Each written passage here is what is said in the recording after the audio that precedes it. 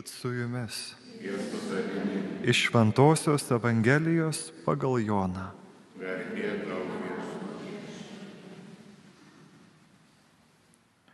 Žydai stvėrėsi akmenų, norėdami Jėzų užmušti. O Jėzus paklausė juos: Tėvo valia esu jums padaręs daug gerų darbų. Už kurįgi darbą jūs užmušite mane? Žydai jam atsakė: Ne už gerą darbą užmušime, bet už piktžodžiavimą, kad tu, būdamas žmogus, dediesi Dievu. Jėzus atsakė: Argi jūsų įstatyme nėra parašyta: Aš tariau, jūs esat dievai. Taigi įstatymas vadina dievais tuos, kuriems skirtas Dievo žodis, ir raštas negali būti panaikintas.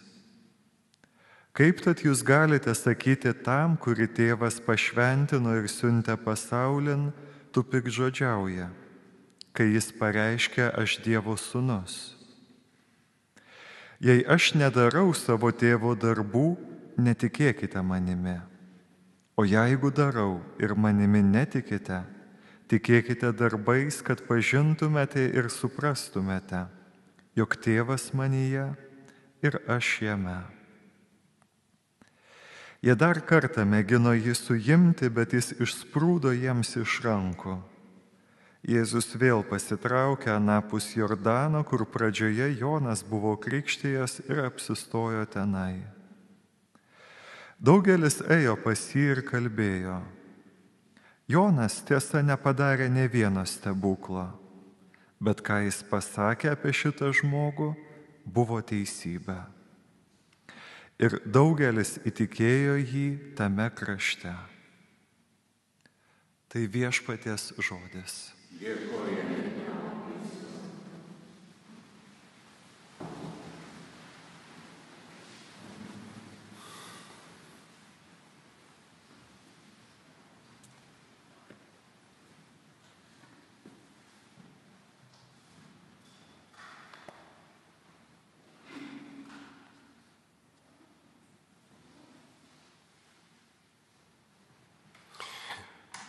Prieš 2000 metų, už 1000 kilometrų, Jėzus išmokė savo mokinius melstis. Ir jau 2000 metų žmonės visame pasaulyje Dievą vadina Abba. Tai reiškia mūsų tėvelį, tėtį. Ir prieš 90 metų, vos už kelių kilometrų nuo čia, Jėzus išmokė seserį Faustiną maldos, kurią žino ir visas pasaulis. Ir ši malda, žinoma, yra Dievo gailestingumo vainikėlis. Šioje maldoje Jėzus taip pat kvietė mus kreiptis į Dievą žodžiais: Tėve. Kasdien prašome Dievo gailestingumo tardami: Amžinasis Tėve. Bet ar žinome, kas yra Dievas Tėvas? Kiek sąmoningai meldžiamės Dievo gailestingumo vainikėlį?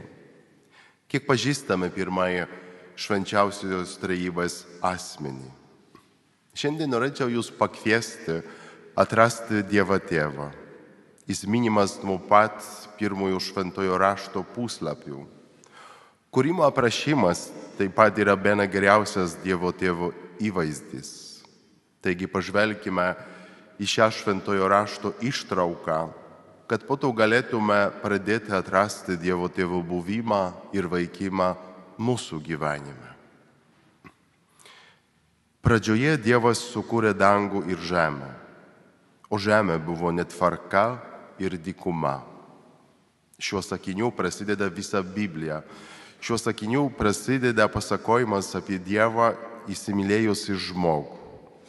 Visas pirmas pradžios knygos skyrius yra pasakojimas apie kūrantį Dievą.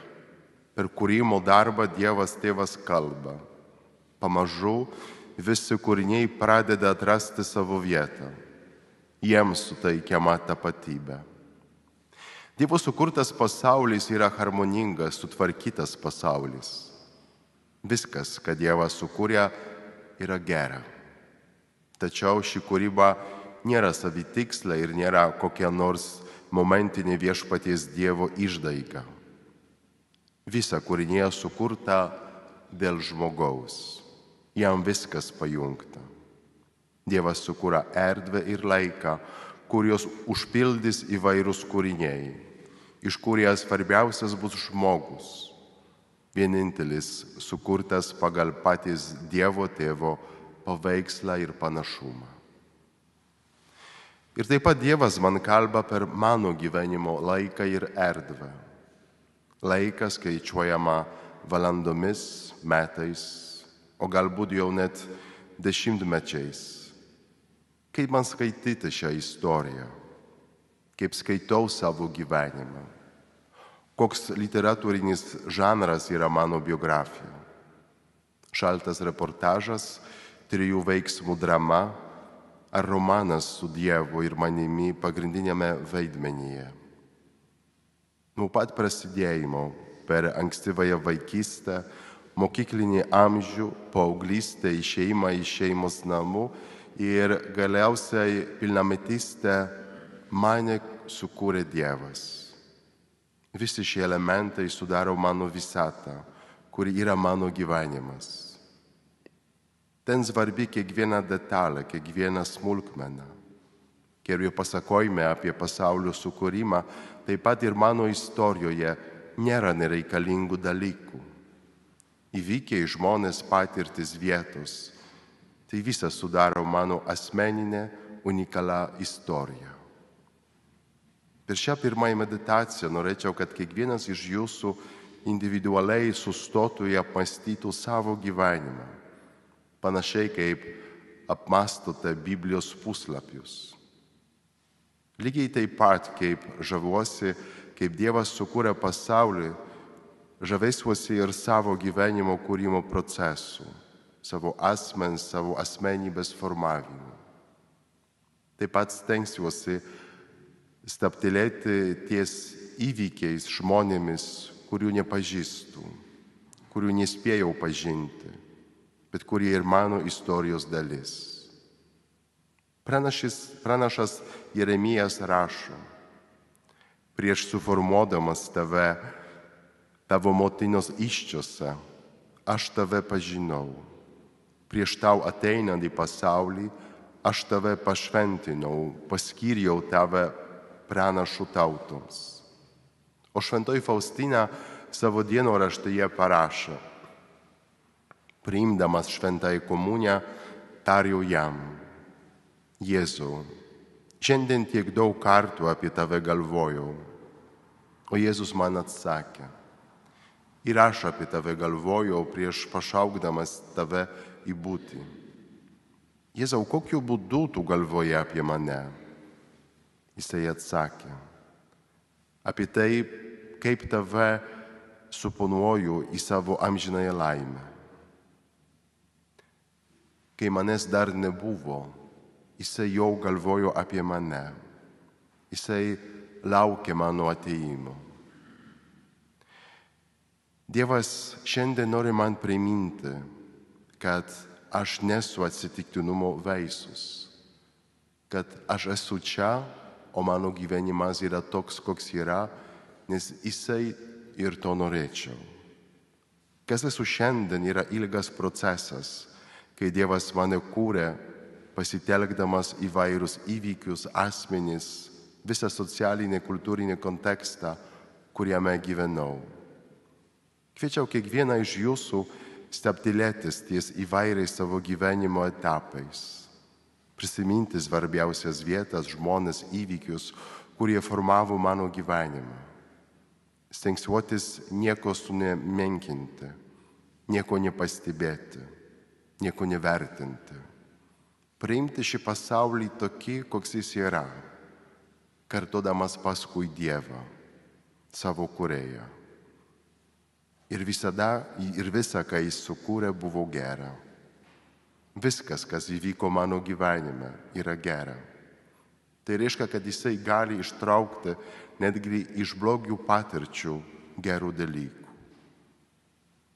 Dievas kūrė. Originalo tekste vartojamas hebrajiškas žodis berešit, kuris reiškia suteikti formą. Ir nors kūrimo darbo pradžioje yra tik netvarka, Dievas jos nesunaikina, bet įveda tvarką. Atrodo, kad šis išankstinis pasaulis yra priešiškas gyvybei. Jame viešpatauja chaosas ir tamsa. Tik dieviškasis įsikišimas atveria naujas galimybės. Panašiai yra ir mano gyvenime. Kai žvelgiu į savo istoriją, ji gali atrodyti kaip atsitiktinių epizodų rinkinys. Gali atrodyti kaip chaosas, netvarka. Išoriškai viskas atrodo gražu, tvarkinga. Galbūt žmonės net pavydė mane gero darbo, gražios šeimos, gražių vaikų. Man klijuojama išsipildžiusio kunigo arba nuostabios vienuolės etiketė. Tai, ko nepaliečiu, virsta auksu. Esu nuostabi 4 vaikų motina ir mylinti žmona. Bet kai įeinu į savo vidų, kai pažvelgiu į savo gyvenimą, jis atrodo kaip netvarka ir chaosas. Kai Dievas kūrė, iš šios pradinės netvarkos pamažu ima rastis atskiros esybės. Pasaulis įgauna formą. Žodis tampa Dievo veikimo įrankiu. Būtent per Dievo žodį viskas randa savo vietą. Chaosas virsta gyvų šedevrų. Nėra nei vieno žodžio per daug, nei vieno žodžio per mažai. Nėra nereikalingų žodžių. Tačiau jis lieka paslėptas. Mes negalime matyti jo veido, jo rankų. Tačiau jis leidžia save pažinti per savo žodžio galią. Leiskime ir mes Dievui įžengti į šį pasaulį ir mūsų vidinį pasaulį su savo žodžiu, kad įvestų tvarką ir iš chaoso išvestų tvarką. Izaijo knygoje matome, kad žemei reikia tik žodžio, kad įduotų vaistų. Iš tiesų, kaip lietus ir sniegas krinda iš dangaus ir ten negrįžta, kol nenuplauna žemės, jos neapdoroja ir nepadaro derlingos, kad įduotų sėklos sėjėjui ir duonos valgytojui. Taip ir žodis, išeinantis iš mano burnos, negrįžta pas mane nevaisingas, kol pirma neatliko to, ko norėjau, ir sėkmingai neatliko savo misijos. Ar yra vietų mano istorijoje, kurias šiandien turėčiau aplankyti su Dievo žodžiu? Vietų, kurios iš bausmės vietos, kaip užrašyta psalminė, turėtų virsti žaliomis ganyklomis.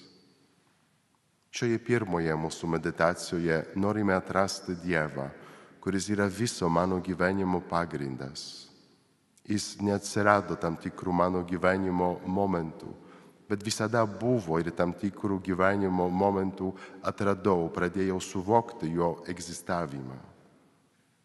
O mano egzistavimas truko ne keliolika metų, kurių pradžia žymi pirmieji mano asmens kodo skaitmenys. Mano gyvenimas visada buvo įrašytas į gyvenimo knygą. Jis ten buvo dar prieš pasaulio sukūrimą. Šiandien jau pažindamas Dievą, tikėdamas jo buvimu, galiu pažvelgti į savo gyvenimą naujai, kitaip ir giliau. Šiandien galiu atpažįsti Dievo Tėvo buvimą ir veikimą savo gyvenime. Taip pat galiu jau sąmoningiau melstis maldą, kurią išmokė mano Jėzus, o kurių prasideda žodžiais: Amžinasis Tėve.